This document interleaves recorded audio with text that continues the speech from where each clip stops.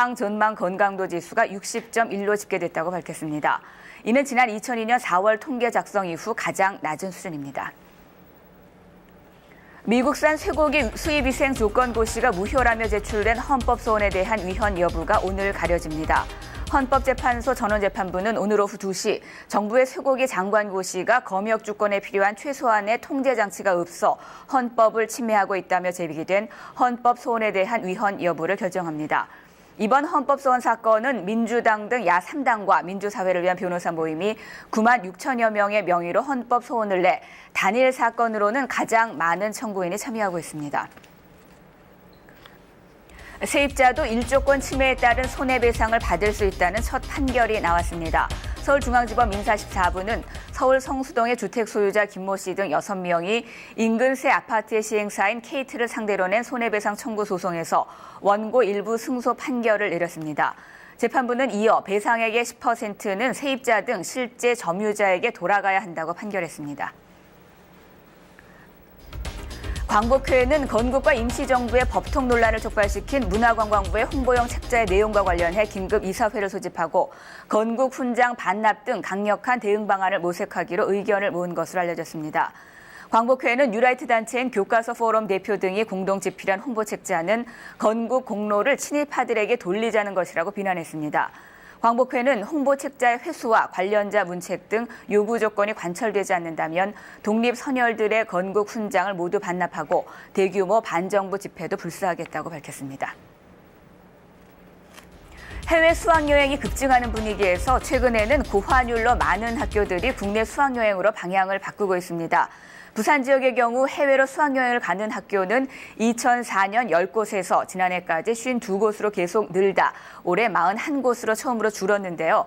일선 학교들은 비교적 반기는 분위기입니다. 영화의 배경으로 등장하며 유명해진 경북 청송군의 호수 주산지의 명물인 왕버들나무가 말라 죽고 있습니다. 왕버들나무의 생태를 조사한 경북대 연구팀은 왕버들나무의 나이가 많은 데다 오랜 기간 물에 잠겨 있어 고사하고 있다고 밝혔습니다. 이에 국립공원 주황산 관리사무소는 후계목 생육과 고사목의 치료 등 보존 대책을 논의하고 있습니다. 지금까지 뉴스클릭이었습니다. MBC와 SBS가 가입해 있는 전국 언론 노조가 오늘부터 무기한 총파업에 들어갔습니다.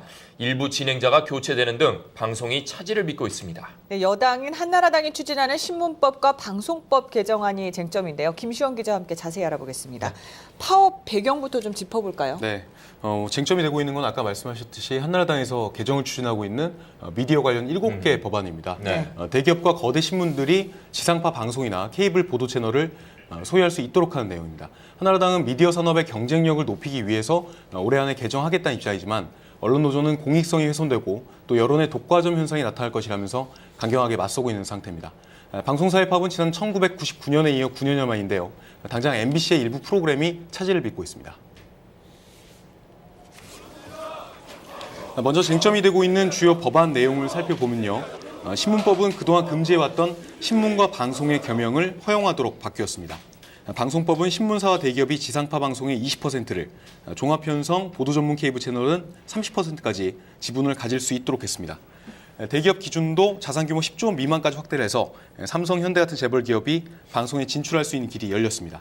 이 안대로라면 대기업 5곳이 지상파 방송의 지분을 20%씩 나눠 가지면 완벽한 대기업 방송이 탄생하고 신문사들이 그 자리를 채우면은 미디어 대기업과 거대 환경은 신문이 변화하고 함께 소유하는 있는데 그동안 이 환경에 맞지 않는 낡은 규제, 또 불균형적인 규제, 또 유연적인 규제를 가감하게 개선을 하는데 중점을 뒀다는 말씀을 드립니다.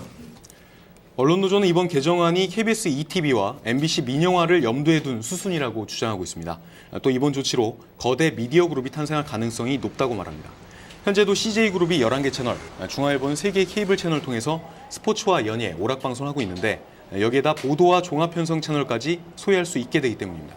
학계에선 정치 경제적으로 예민한 문제에 대해 방송이 공정성과 객관성을 잃을 수 있다고 우려하고 있습니다.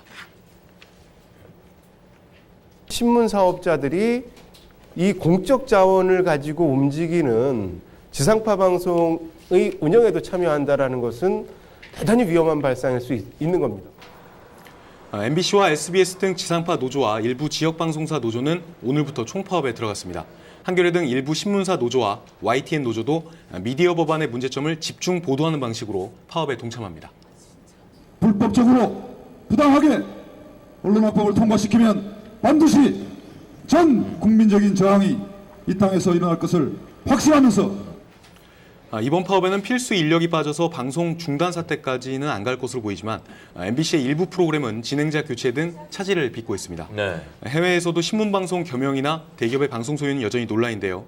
유럽의 일부 국가와 일본에서는 신방 겸용이 제한적으로 허용돼 있지만 미국은 지난해 11월 이 방안을 추진하다 비판적 여론 때문에 의회를 통과하지 못했습니다. 영국도 시장 점유율이 20%를 넘는 신문사에게는 지상파 방송 허가권을 내주지 않고 있습니다. 우리 헌법재판소는 지난 2006년에 신문과 방송 겸용을 금지한 조항은 합헌이라고 결정한 바 있습니다. 네.